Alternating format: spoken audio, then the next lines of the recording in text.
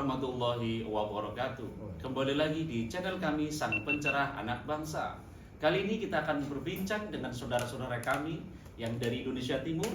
Ada Kang Marto, dan dari Bogor ada Kang Wahyu, serta dari Banten ada Kang Ropik. Kita ini bersaudara, satu guru, satu ilmu, mencoba membahas, mengupas sedikit yang kita ketahui tentang kesadaran ruh dalam mencapai konsep ketuhanan. Kita akan berbincang, kita akan membahas apapun yang terkait dengan kesadaran ruh untuk kita sama-sama belajar, menggali, saling mengisi, dan saling memahamkan.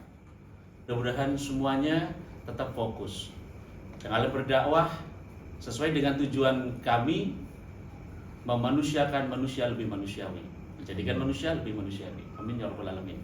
Nah, ini kita tertarik pengen membahas tentang kesadaran ruh dalam konsep mencapai ketuhanan.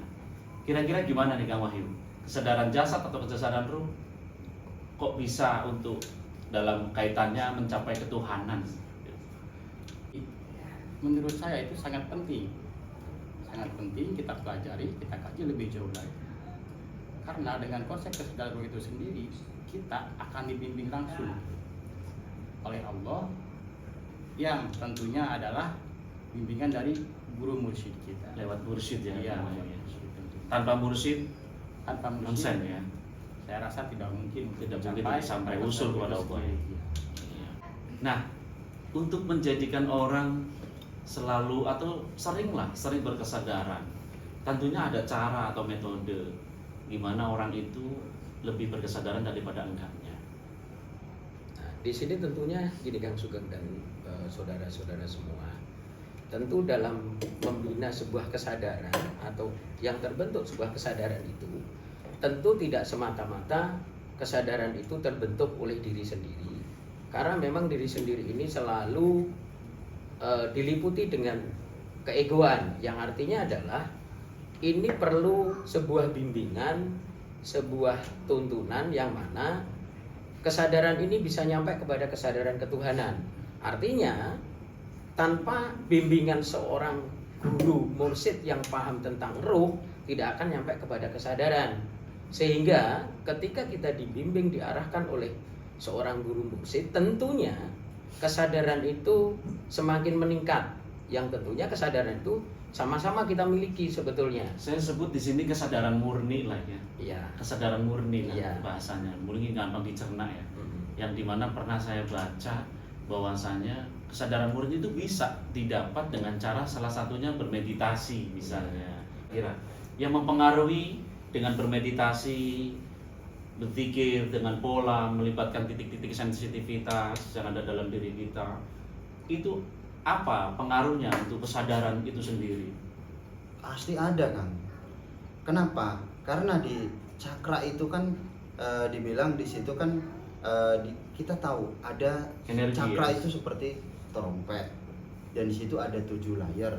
Di paling ujung ya paling dalam di situ ada katupnya, ya kan. Dan disitulah pusat energi dalam diri manusia, yang dimana yang akan terkonsep untuk menuju ke kesadaran. Ini hubungannya dengan energi yang ada di dalam ya? Pasti. Berarti dengan tidak terlepas ya? Mempola itu artinya di situ akan dibilang ada satu energi yang akan terpola, di mana ada sirkulasi, di mana akan sirkulasi, di mana negatif. Ketika kita melakukan meditasi atau zikir, itu akan dibuang kotoran-kotoran atau hal-hal yang tidak baik dalam diri kita. Makanya dengan pola zikrul. Betul. Tapi melibatkan titik sensitivitas atau latifah itu ya. Pasti. Dan satu hal yang nggak boleh kita lupakan, atas bimbingan oleh guru kita, karena seorang mursyid, karena disitulah beliau, karena apa? Latifah atau cakra itu kan tidak terlihat kasat mata, tapi secara abstrak ya, secara metafisik, dan tidak sembarangan orang bisa untuk melihat ataupun mengaktifkan atau membersihkan itu. Nah, saya menarik di sini, kenapa saya harus belajar tarekat ke Ustaz, karena tidak begitu kena Makanya saya belajar ke ahlinya, ahli ruh, pembimbing ruhi ya. Maka Guru dikasih rohani. saya metode zikir itu sendiri. Iya betul. Yang terdiri dari latifah-latifah yang pernah saya diperkenalkan ke saya ya. Iya. Nah, saya di situ tertarik. Saya belajar tentang latifah itu dengan metode zikir. Dan guru menjelaskan secara rinci sekali gitu kepada saya. Bagaimana jiwa saya itu akan belajar di situ. Dikasih repetisi untuk berzikir sehingga akan memperkuat jiwa kita. Jadi kalau melihat semua itu, yang apa yang dibahas oleh teman-teman, saya menjadi teringat ketika pertama kali kita belajar kepada seorang mursyid. Kenapa di situ seorang mursyid menyampaikan bahwa dalam diri kita ini ada nafsu yang masih dikelola atau kita arahkan, atau ibaratnya kita mengembala diri sendiri. Apa yang digembala? Yaitu tadi sifat nafsu kerasnya di dalam diri yang pada kesadaran diri sebetulnya ada, tetapi selama ini kita masih diliputi atau kita masih disetir dengan nafsu-nafsu itu. Sehingga kita sama-sama diajarkan oleh seorang guru mursyid, disitulah bentuk zikirullah, yang mana di situ ada bentuk talqinnya. Nah, apa fungsi talqin itu? Mengaktifkan, kalau dari bahasa Kang Robert tadi, secara bahasa internasional adalah cakra. Tapi ketika kita belajar di dalam Thorekoh, kita ketemu namanya latifah. Sebetulnya sama, hanya penyebutan saja yang berbeda, Kang Sugeng, semuanya. Artinya apa? Ketika ditalqin, disitulah ketika seorang mursyid atau wali talqinnya mengajarkan zikirullah la ilaha illallah dengan bentuk ketukan, entah itu tasbih yang ditarik atau dengan ketukan di meja apapun namanya, disitulah fungsinya membuka latifah itu sendiri atau menanamkan kalimatul la ilaha illallah, sehingga itu diamalkan dengan istiqomah, dengan baik. Tujuannya apa? Menghaluskan sifat-sifat yang keras tadi, sehingga ketika sifat yang keras di dalam diri manusia itu sudah kita bisa kelola, tentunya kesadaran yang tadi diliputi oleh ego kita masukkan kepada kesadaran yang lebih baik. Yang lebih baik, ujungnya nanti manusia itu akan menjadi manusia yang seutuhnya ya, insya Allah. Jadi akhirnya manusia itu ketika berkesadaran, dia sadar akan dirinya, akan perannya, diciptakan oleh Allah untuk apa gitu, sadar ya. Ya. Jadi kembali ke tiga pertanyaan ya. Siapa diri kita, dari mana kita berasal, untuk apa kita diciptakan, dan akan kembali kemana kita setelah mati ya. Intinya kan itu ya. Iya. Berarti kalau kita sudah bisa menjawab tiga ini, insya Allah selamat ya. Insya Allah. Sekiranya gampang ya jawabnya, Mas. Gampang ya. Betul. Ilmunya yang mumet. Peran dari seorang mursyid atau seorang guru, seorang pembimbing atau guru ruhi, disitulah. Karena apa? Kita sendiri nggak bisa, nggak tahu, iya kan? Iya. Kalaupun kita tahu mungkin hanya sekedar ilmunya saja, tapi tidak bisa memulainya.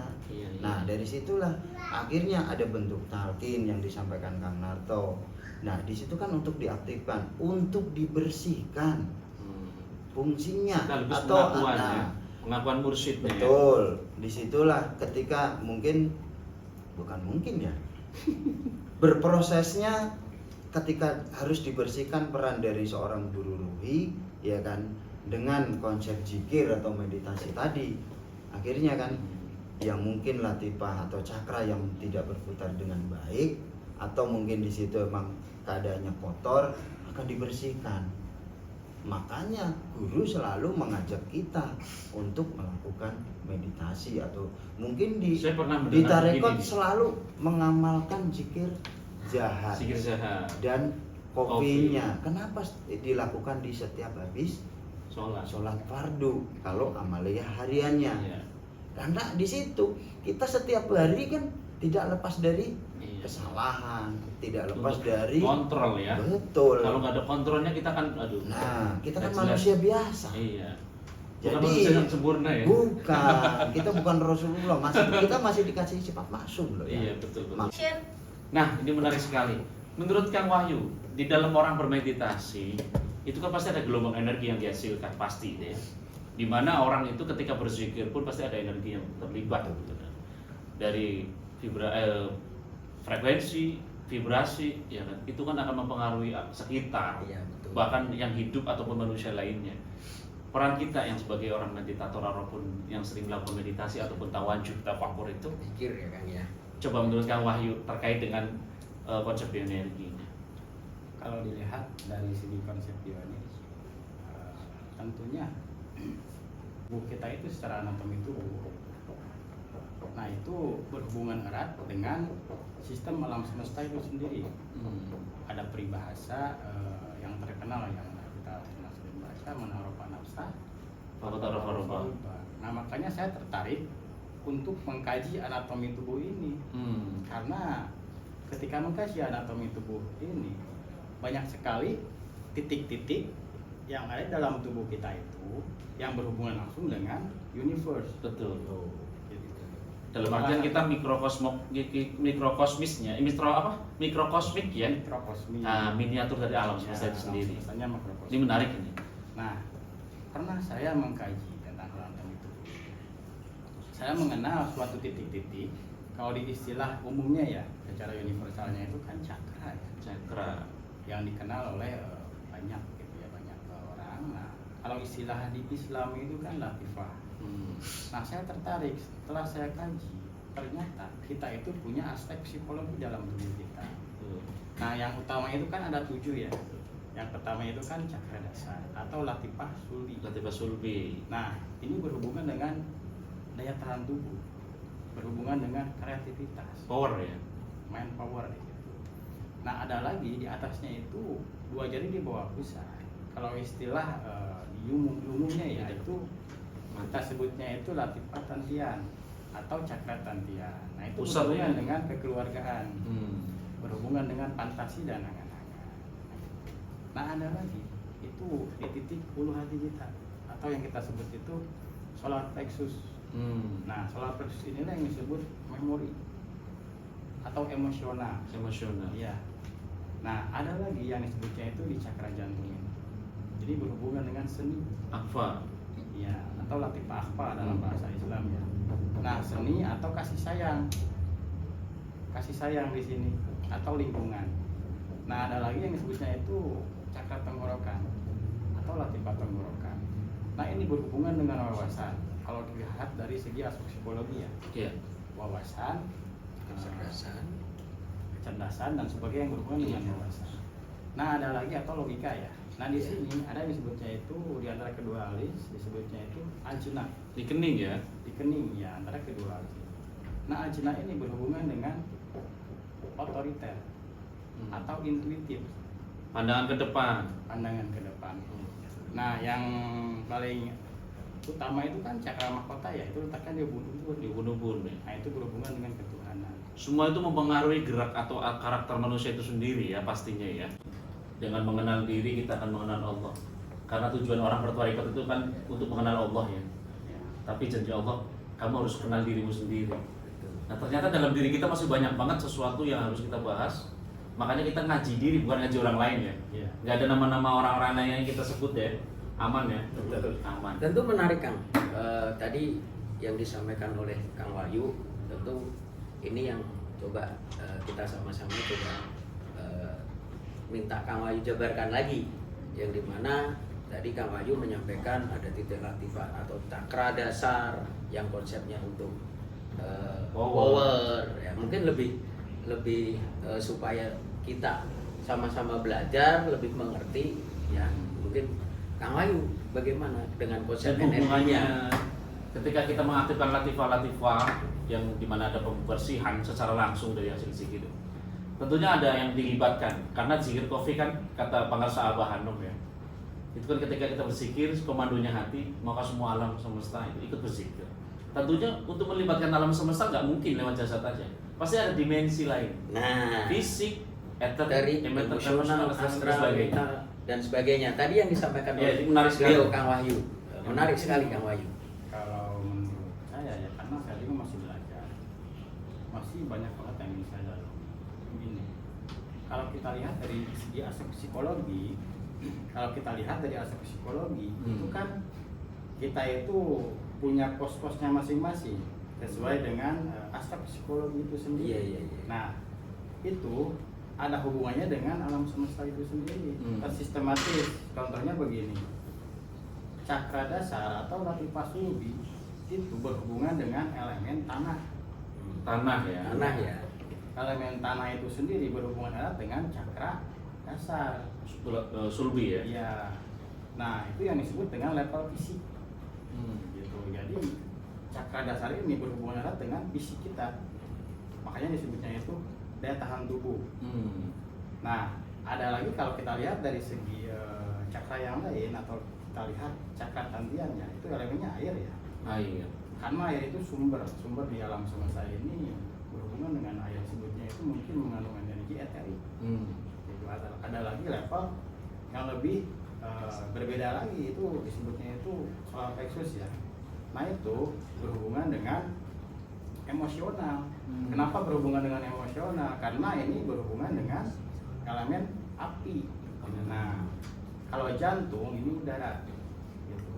Ini udara, atau yang kita kenal kan yang namanya juga kayak berhubungan dengan kasih sayang lingkungan. Iya. Nah, ini levelnya level yang lebih halus lagi, dari fisik, eterik, emosional. Nah, ini lebih ke dimensi astral. Sudah masuk ke Iya, yang disebut dengan yang namanya 3 dimensi itu pasti mengandung unsur alam. Oh iya. Iya. 3 dimensi. Nah, ada lagi yang disebutnya itu latifah tenggorokan atau cakra tenggorokan. Nah, ini levelnya itu lebih ke yang lebih tinggi lagi dari fisik, eterik, emosional, astral, mental. Iya. Oh, mental di tenggorokan ya. Iya, mental di tenggorokan, spirit. Nah, yang terakhir adalah spiritual. Kalau kita lihat dari segi grafik ya, kita itu punya level-levelnya masing-masing. Yang pertama itu dari level fisik, eterik, emosional, astral, mental, spiritual. Nah, otomatis kan kalau kita kaji lebih dalam lagi, itu kan mengandung unsur anatomi tubuh sama sistem alam semesta itu sendiri. Nah, saya justru di sini tertarik untuk bertanya nih kepada teman-teman saya nih. Kalau kita kaitkan dengan yang disebut dengan tarekat itu sendiri, itu mungkin bagaimana menurut? Ya, sebetulnya kalau dalam bicara metode tarekat, sebetulnya kalau dilihat dari lintasan energinya sama kan. Karena tadi yang disampaikan oleh Kang Wahyu bahwa cakra yang yang utama itu kan ada 7. Dari cakra dasar, ada tantian, kemudian solar plexus, ada jantung, ada tenggorokan, ada ada ajena, kemudian ada cakra mahkota. Sebetulnya kalau kita berbicara dalam konsep tarekat sama Kang secara lintasan energi, karena di dalam tarekat ketika diajarkan zikir jahar la ilaha illallah, nariknya dari bawah yang dari sulbi ditarik melalui lintasan-lintasan tadi. Ketika la itu kan ditarik, artinya sebetulnya konsepnya sama secara lintasan energi kalau kita berbicara lintasan energi. Karena ketika narik dari cakra dasar la dari bawah ke atas, ini kan ditembusin ke cakra mahkotanya, atau di tarekat itu namanya latifah kholab. Yang di sini kalau cakra jantung kan namanya latifah aqua. Yang kemudian yang di dasar itu latifah sulbi. Pastinya ada yang menghubungkan ya, antar latifah itu ya. Betul. Yang kita bahas Sidratul Muntaha ini. Iya. Garis meridian tubuh yang ada di tengah-tengah. Atau huruf alif tadi. Huruf alif. Iya. Untuk konsepnya adalah kita sama-sama belajar di sini, dan kalau kita pahami dengan konsep bioenergi dan konsep tarekat, di situ satu kesamaan ya yang memang di sini butuh dipahami, bukan untuk dibedakan ya tadi dengan konsep tarekatnya dan konsep bioenergi. Nah, ini kebutuhan publik. Betul, makanya di situ Kang mungkin kalau bisa dibilang dengan bagaimana sebagai amaliyah di tarekat, di mana kan ada amaliyah harian yang harus dilakukan dengan zikir jaharnya. Itu metode ya dari guru musiknya masing-masing. Betul, setiap habis sholat fardu, ketika dengan ada gerakan ditarik dari latifah sulbi, dirasakan di tengah tubuh kita sampai ke ubun-ubun, sampai ke otak kecil. Tapi kan tidak semua orang tahu ya. Tidak semua orang tahu dan percaya karena ini bentuknya metafisik. Dunia kedokteran pun tidak pernah membahas ini. yang setahu saya, mungkin saya kurang membaca dan sebagainya. Betul. Tapi tidak dibuka secara vulgar oleh tim kedokteran atau Betul, betul. Tetapi untuk menjawab kebutuhan publik yang notabene sekarang itu intelek lah. Iya, betul. Emang harus bertorikot untuk mengenal Allah. Buktinya dengan pola kesadaran mengaktifkan tenaga dalam tadi, ya kan? Iya. Latifah-latifah diaktifkan dengan olah nafas ataupun zikir. Orang yang tidak ikut bertorikot pun sebenarnya bisa, tapi secara sangat keilmuannya sangat berbahaya. Yang katanya ada alam-alam lain setelah kita. Iya. Makanya orang udah paranoid sekali. Kalau bertorikot takut gila gitu. Udah paranoid sekali. Ya, artinya gini, tentunya ketika kita memahami bahwa di situ ada alam-alam yang kita lalui, dan tentunya kita menyadari bahwa alam itu kita tidak tahu karena memang alam abstrak, ya kan. Ya. Nah, disitulah kita butuh seorang guru Iya. yang sangat paham Tentang ruhi ya. tentang ruhi dan sangat paham tentang dimensi-dimensi itu. Iya. Sehingga ketika kita belajar di sana, menuju dalam perjalanan dimensi itu ada yang mengarahkan. Iya. Ibarat kita ini berjalan untuk menuju kepada suatu tempat, kita belum tahu tempatnya. Lewat mana, harus dari mana, kan gitu. Ketika kita adanya seorang guru gitu toh, atau kita taruhlah mungkin saya atau mungkin Kang Ropik atau mungkin Kang Sugeng, ketika ayo kita ke Bandung umpamanya. Ternyata Kang Sugeng sendiri tidak tahu Bandung. Saya sendiri nggak tahu Tapi Bandung. saya yakin supirnya tuh tahu Bandung ya. Nah, kalau kita tahu sopirnya tahu Bandung, artinya kalau sopir itu tidak tahu Bandung, tentu kita harus mencari sopir yang memang tahu Bandung. Nah, Seperti istilahnya saya yang seperti- awam ya kan. Ya. Saya nggak ngerti ya tentang toriko. Udah duduk manis percaya sama supirnya, tidur saja nyampe gitu. Nah, itu. Subhanallah, masya Allah sekali. Nah, Kang Wahyu, ini coba saya sih lebih tertarik lagi nih. Ini juga membahas tentang energi ya. Iya. Alam dimensi etarik dan sebagainya luar biasa. Artinya kita sebenarnya ketergantungan itu. Kalau dipikir-pikir kita sangat tergantung dengan pola itu. Kenapa? Mungkin ada pola lain, orang yang bertirakat, bukan tarikat ya, Ya. bertirakat, puasa, menahan diri dan sebagainya. Sama. Kalau orang bahasa Jawa itu mandeng pucuking grano, madep marang kanggur bawa seso, ya sama salah. Maka babagan hawa songo. Gitu. Artinya apa? Orang terdahulu itu melakukan itu loh. Yang mungkin tidak tahu Qurannya tapi mengaplikasikan di dalam gua. Kenapa di dalam gua? Bukan karena di dalam gua ada jin-jinnya, enggak. Tapi karena sepi, hening, bisa melakukan tenangan. Ketika orang tenang, biasanya pasti menghasilkan pemikiran yang baik, perenungan yang baik untuk dirinya sendiri. Ya kan? Madep marang nganggur bawa seso.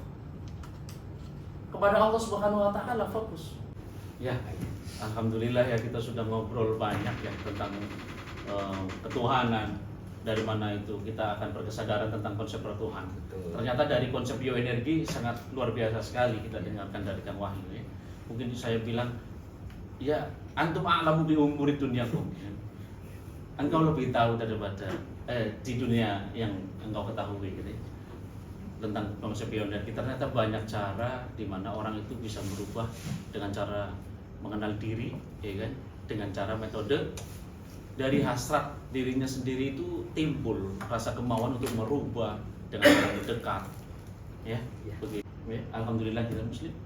Muslim itu konsepnya berserah diri. Jadi ketika kita sudah berserah diri, itulah baru orang Muslim. Berserah kemana? Berserah kepada Allah Subhanahu Wa Taala yang Maha mengatur segalanya. Mungkin obrolan ini kita cukupkan. Mudah-mudahan lain waktu bisa dilanjut lagi. Menarik sekali. Mudah-mudahan kita diberikan umur panjang, dimudahkan dalam dakwah-dakwah kita semuanya. Kami dari Majelis Darussalam Atapan Nurul Jannah mengajak teman-teman semuanya, mari belajar berkesadaran kepada diri sendiri tentang hakikat kita, yaitu berasal dari Allah, akan kembali ke Allah. Insya Allah dengan bertariqah, dengan mursyid yang insan kamil, mukamil, insya Allah kita akan mendapatkan bimbingan secara ruhinya, secara batin dan secara jasadnya. Kemudian kita akan lebih terarah dalam menjalani hidup di dunia ini.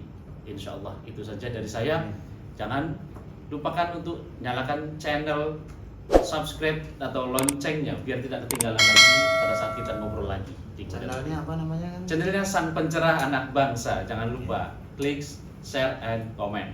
Oke, Assalamualaikum warahmatullahi wabarakatuh. Waalaikumsalam warahmatullahi wabarakatuh.